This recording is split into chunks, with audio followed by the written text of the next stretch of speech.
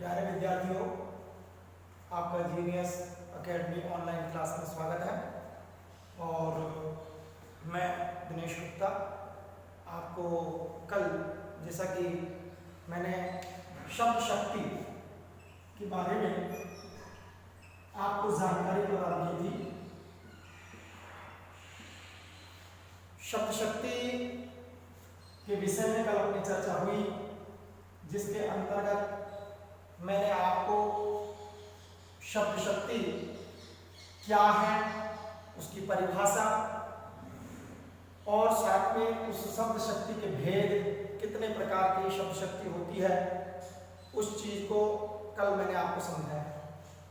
कल अपनी चर्चा चल रही थी कि शब्द शक्ति के 3 भेद होते हैं, यानी शब्द शक्ति 3 प्रकार की होती है। अभिधा शब्द शक्ति, इसका दूसरा प्रकार आया था लक्षणा शब्द शक्ति, और तीसरा जो इसका प्रकार आया था वो था व्यंजना शब्द शक्ति।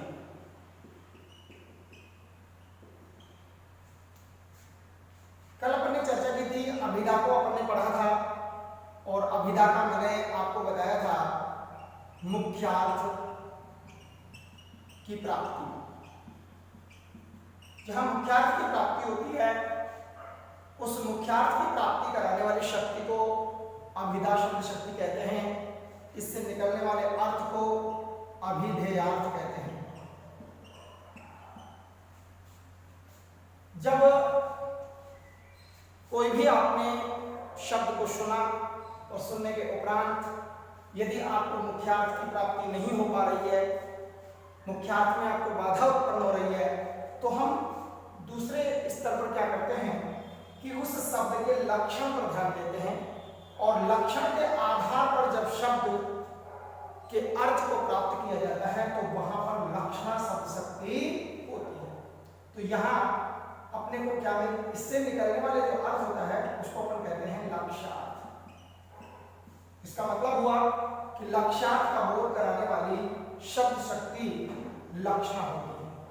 कल इसके संदर्भ में अपनी चर्चा हुई थी यह कि जो लक्ष्यार्थ है वो हमें 2 प्रकार से प्राप्त होता है। एक तो रूढ़ि जो है के माध्यम से, और दूसरा होता है प्रयोजन के माध्यम से। रूढ़ि के माध्यम से जो अर्थ की प्राप्ति होती है, रूढ़ि इसका मतलब होता है परंपरा।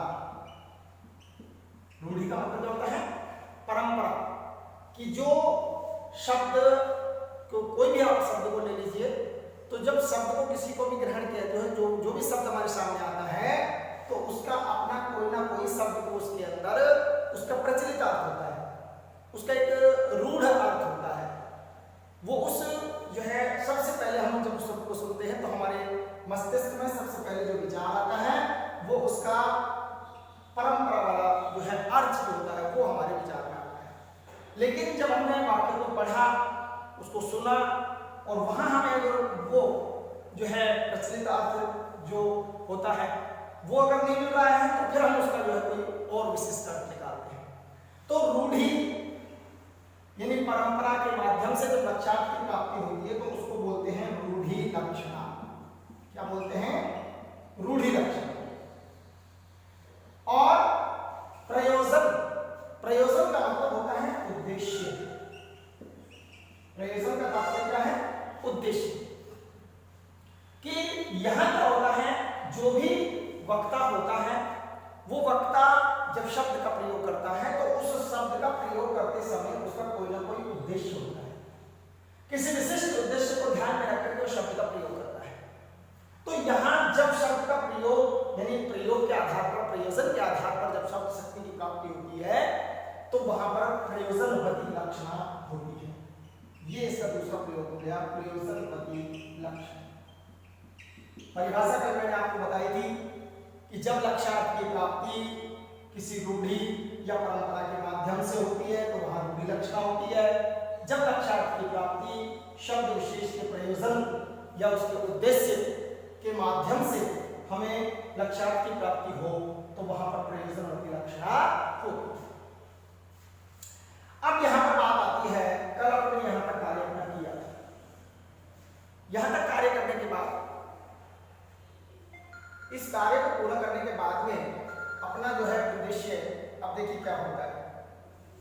तीसरा यहां पर भेद आता है व्यंजना। तीसरा भेद आता है व्यंजना शब्द शक्ति का।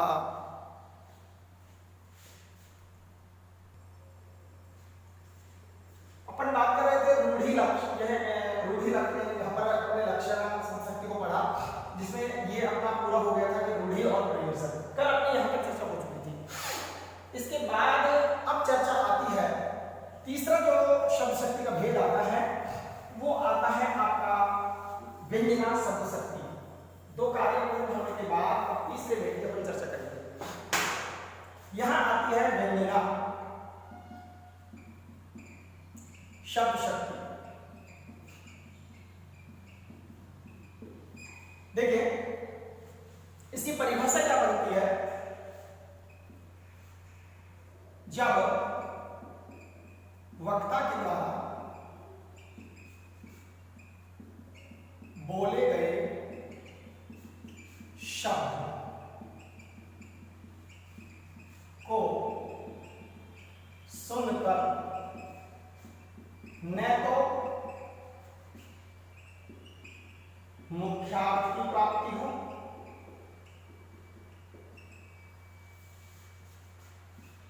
और न ही लक्ष्यार्थ की प्राप्ति हो, अपितु किसी विशिष्ट अर्थ या अन्य अर्थ की कल्पना की जाती हो, तो इस विशिष्ट अर्थ को प्रदान करने वाली शक्ति को व्यंजना शब्द शक्ति कहते हैं। शब्द शक्ति कहते हैं। इससे प्राप्त होने वाले अर्थ को व्यंग्यार्थ कहते हैं। व्यंग्यार्थ कहते हैं।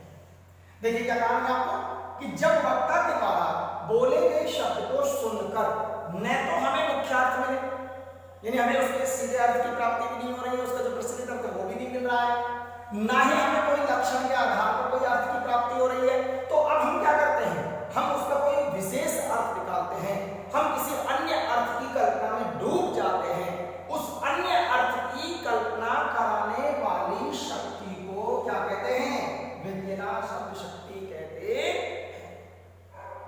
और इससे निकलने वाले भाव को, इससे निकलने वाले अर्थ को व्यंग्यार्थ कहा जाता है। अब ये जो व्यंजना शब्द शक्ति होती है, ये व्यंजना शब्द शक्ति दो प्रकार की होती है। व्यंजना शब्द शक्ति दो प्रकार की होती है।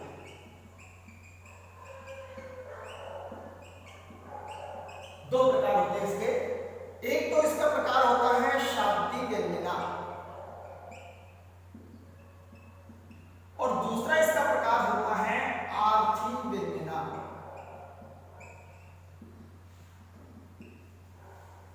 शब्द व्यंजना शब्द शक्ति कितने प्रकार की, दो प्रकार की। एक होती है शाब्दिक व्यंजना, दूसरी होती है आर्थिक व्यंजना। शाब्दिक व्यंजना क्या होती है, इसके अंदर मैं आपको बताता हूं शाब्दिक व्यंजना के अंदर कि जब व्यंग्यार्थ की प्राप्ति शब्द विशेष के प्रयोग के कारण, जब व्यंग्यार्थ की प्राप्ति शब्द विशेष के प्रयोग के कारण प्राप्त होती है तो शाब्दिक व्यंजना होती है।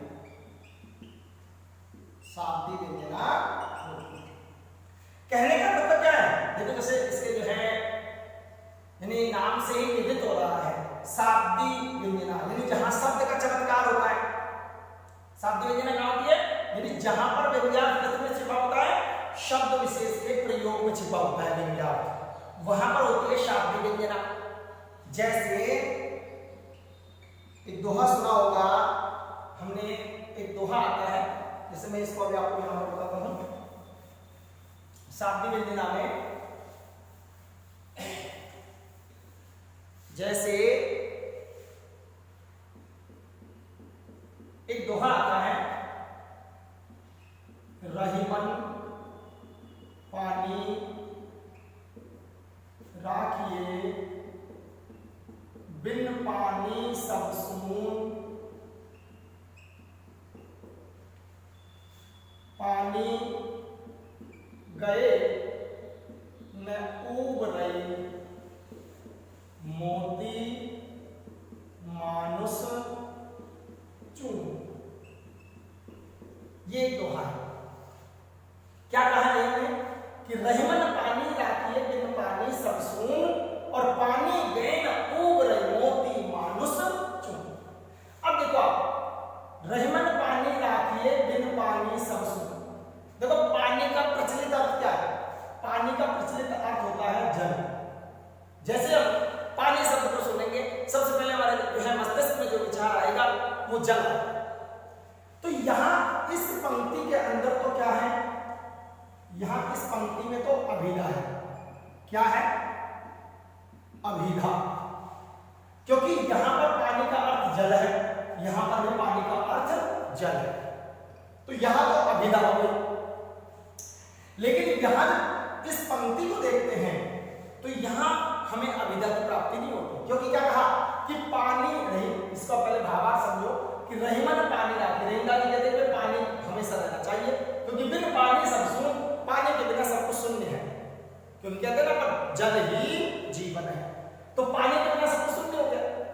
अब यहाँ क्या आता है? यहाँ तो पानी का अर्थ जल हो गया, यहाँ तो पानी का अर्थ जल हो गया, लेकिन यहाँ क्या कहा है कि पानी गए न ऊब रही, मोती मानुष चून। यहाँ पानी जो है, इस पानी का अर्थ यहाँ पर इन तीनों के लिए अलग अलग हुआ है प्रयोग, तीनों के लिए अलग है। क्या कहा कि पानी गए न ऊब रही, मोती। अब मोती के लिए पानी का अर्थ क्या है? चमक, क्योंकि मोती है, मोती के अंदर चमक नहीं है तो उसका कोई मूल्य नहीं है। मोती अपनी चमक के कारण ही मूल्यवान होता है। मानुष, अब पानी का मनुष्य के लिए हो गया इज्जत। जिस मनुष्य के समाज में इज्जत है वो सर्वोपरि है, जिसकी इज्जत नहीं है वो शून्य, नगण्य है। और चूने ने चूना, चूने यहां पानी का अर्थ है जल। चूना है तो वो भी आप पानी जल के माध्यम से उसको प्रयोग में ले सकते हो। तो कहने का तात्पर्य ये हुआ कि यहां शब्द तो है एक और अर्थ अपन ने ले लिए अनेक। एक शब्द के अपन ने अनेक अर्थ लिए। मान लो एक शब्द पानी का अर्थ अपने को दिमाग में था कि जल होता है, लेकिन जो ये दो अर्थ अपन ने लिए हैं, चमक और इज्जत, ये विशिष्ट अर्थ है, ये अपन ने अन्य अर्थ की कल्पना की है। तो जब अन्य अर्थ की कल्पना की जाती है तो वहां पर कौन सी होती है? वहां व्यंजना शब्द शक्ति होती है, और ये शब्द के कारण चमत्कार आया है, इसलिए यहाँ पर शाब्दी व्यंजना यहाँ प्रयोग में ली जा रही है। यहाँ इस पानी शब्द का प्रयोग हुआ है, इसके विशिष्ट प्रयोजन से अर्थ की प्राप्ति हो रही है, इसलिए यहाँ पर शाब्दी व्यंजना होगी। इसके बाद अपन इसके दूसरे अर्थ की जो है, अब दूसरा इसका जो है भेद है शाब्दी व्यंजना का, सॉरी व्यंजना शब्द शक्ति का दूसरा भेद आता है आर्थी व्यंजना। आर्थी व्यंजना क्या है इसकी परिभाषा? जब व्यंग्यार्थ की प्राप्ति शब्द में निहित अर्थ के कारण होती है। जब व्यंग्यार्थ की प्राप्ति शब्द में निहित अर्थ के कारण होती है, तब आर्थी व्यंजना शब्द शक्ति होती है। अब देखो दोनों में अंतर क्या है? यहां शब्द के कारण नहीं, शब्द में अर्थ के कारण चमत्कार आ रहा है और यहाँ शब्द के कारण चमत्कार आ रहा है। इन दोनों में एक अंतर ये होता है कि यहाँ अगर आप जैसे पानी गए उबरे मोती मानस चून, यहाँ पर अगर आप पानी की जगह इसका पर्यायवाची शब्द रख दोगे, पानी की जगह आपने जल रख दिया, तो यहाँ ये चमत्कार पैदा नहीं होगा। और यहाँ क्या होता है, नौ, यहाँ पर क्या होता है कि शब्द का पर्याय, पर्याय मतलब उसका दूसरा शब्द जो है शब्द प्रयुक्त करने पर व्यंग्यार्थ नहीं बदलता। इसका मतलब आप जो यहाँ व्यंग्यार्थ आर्थिक व्यंजनाओं के व्यंग्यार्थ का भाव आ रहा है, किसके कारण आ रहा है, शब्द में निहित अर्थ के कारण आ रहा है। तो आप अगर मान लीजिए उस शब्द की जगह पर दूसरा उसका कोई पर्यायवाची शब्द अगर रख दोगे तो भी हमें व्यंग्यार्थ मिलेगा। क्यों मिलेगा? क्योंकि उसका अर्थ तो वही प्रयुक्त होगा। आपने शब्द तो परिवर्तित किया, आपने उस शब्द के जगह उसका कोई पर्यायवाची शब्द काम में ले लिया, लेकिन हमें क्योंकि शब्द के कारण तो यहाँ पर व्यंग्यार्थ मिल नहीं रहा है, हमें व्यंग्यार्थ किससे मिल रहा है, शब्द में निहित अर्थ के कारण मिल रहा है। तो इसलिए यहाँ इन दोनों में ये अंतर है, शाब्दिक में और अर्थ में। जैसे जैसे प्रधानाचार्य जी ने कहा 12 बज गए। अब देखो, प्रधानाचार्य जी ने कहा 12 बज गए। अब यहां 12 बजने का मतलब क्या है, सबके लिए अलग अलग अर्थ है। इसका मतलब यहां पर क्या है, छुट्टी का समय हो गया। बच्चे तो जब प्रधानाचार्य ने कहा 12 बज गए, इसका मतलब क्या हुआ, बच्चे समझे में छुट्टी का समय हो गया है। जो वहां पर जो है उस विद्यालय के अंदर के जो सदस्यगण हैं उन्होंने भी जो है इसका अलग अर्थ ले लिया कि ठीक है अपना समय पूरा हो गया है, अब अपने को यहाँ से चलना चाहिए। तो कहने का मतलब ये होता है कि परिस्थिति हर व्यक्ति के अनुसार इसका अलग अलग अर्थ निकलेगा। जैसे एक और मैं आपको उदाहरण देता हूं, जैसे मां ने कहा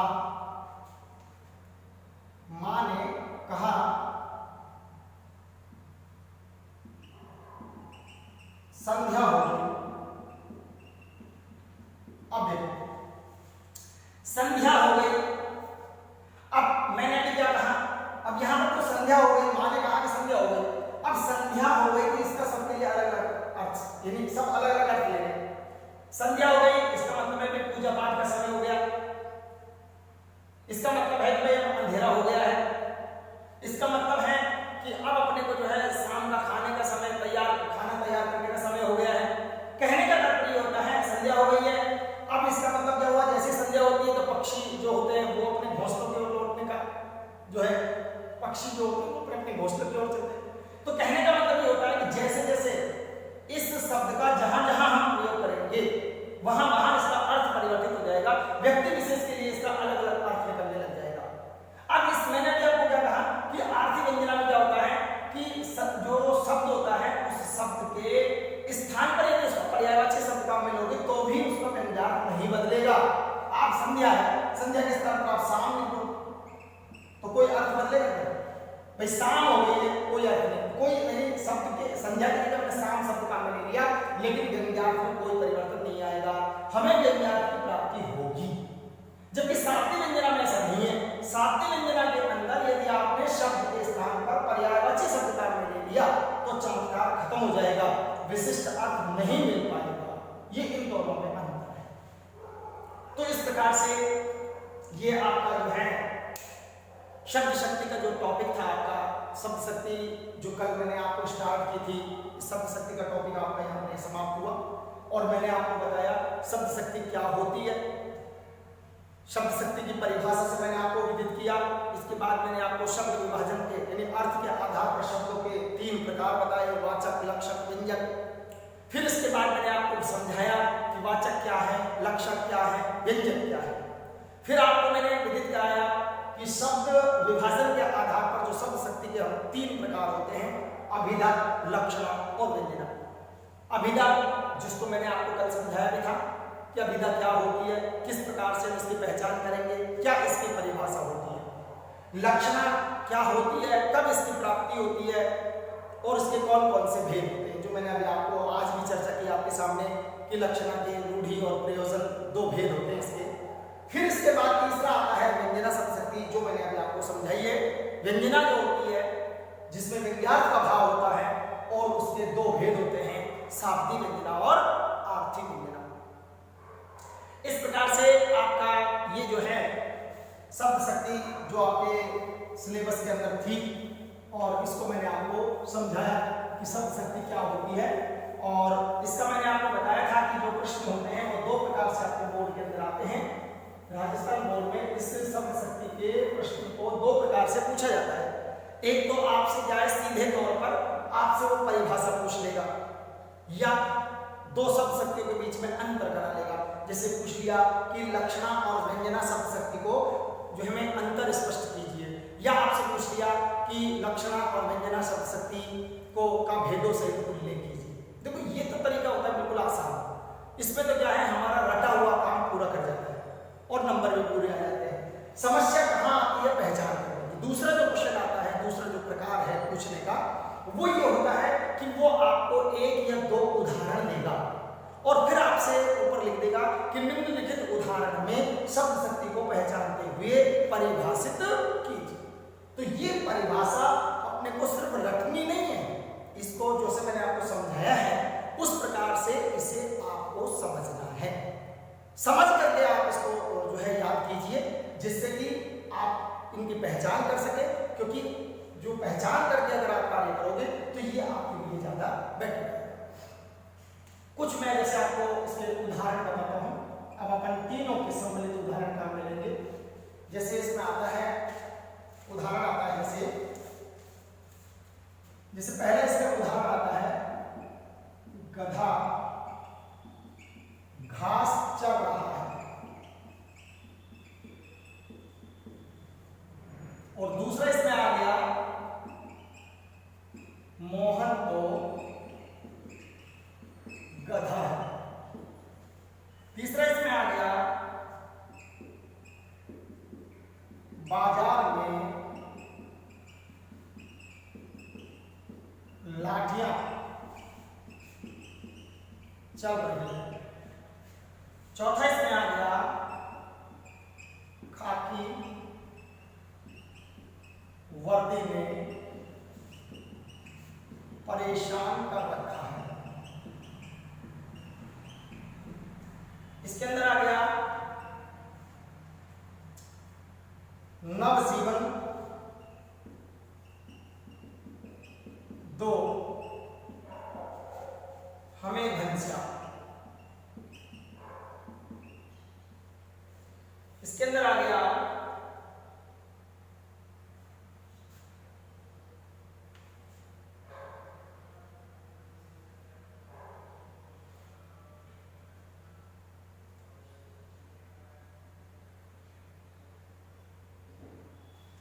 अब देखिए, अब यहां पर क्या होता है, जैसे ये हो गया गधा घास चल रहा है। अब इसके सामान्य बात है, इसके अंदर मुख्यार्थ मिल रहा है तो यहां पर होगी अभिधा।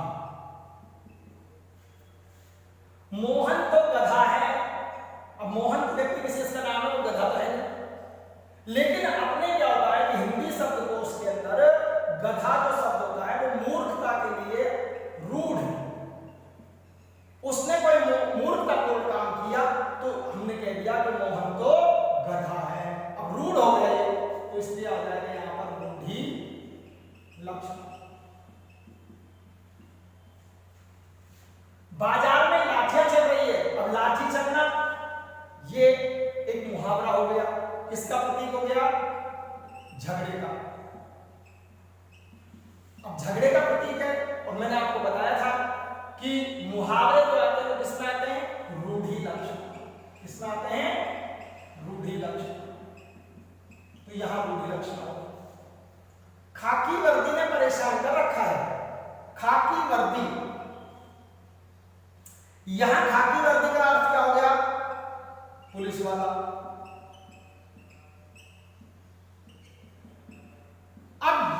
बाकी वर्ग ने परेशान कर रखा है, ये यहाँ शब्द का प्रयोजन हो गया। क्या हो गया ये शब्द का प्रयोजन, तो इसलिए यहाँ पर आ जाएगा प्रयोजनवर्ती लक्षण।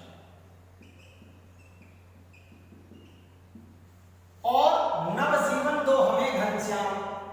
अब ये जो घनश्याम शब्द है, घनश्याम जो शब्द है, इस घनश्याम शब्द का यहाँ पर चमत्कार है। नवजीवन दो हमें घनश्याम, यहां इसका चमत्कार है। तो यहां पर क्या होगा, घनश्याम का अर्थ कृष्ण भी होता है और बादल भी होता है, और दोनों अपने आप में सटीक भी है।